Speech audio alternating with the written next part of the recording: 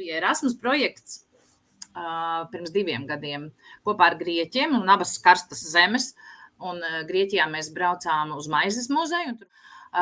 Un tad grieķi brauc pie mums, gan latvieši no Grieķijas, gan tie Maizes muzeja pārstāvji.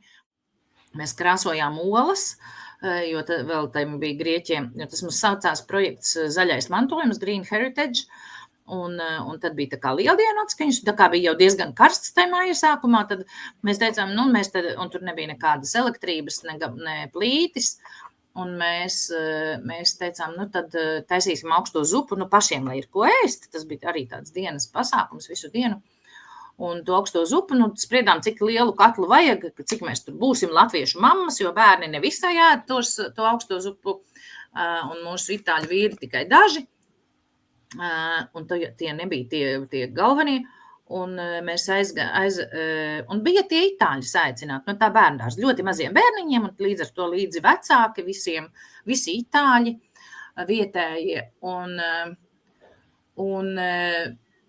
tur bija, es neskaitīju, protams, kurš tur ēda, kurš neēda, bet viņi vienkārši iztukšoja to katlu vienā rāvienā, un tas nebija maziņš katliņš.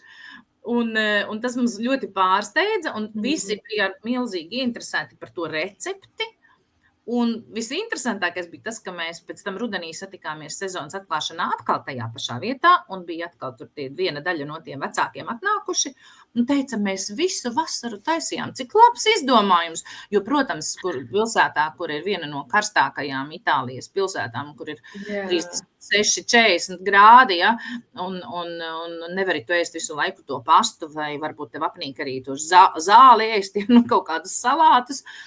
Un mēs viņiem vienai daļai bijām ierādījuši to kefīru, kas tagad parādās kā tāds ekskluzīvs produkts Itālijā, bet patiesībā jau latviešiem ļoti zināms un pierasts.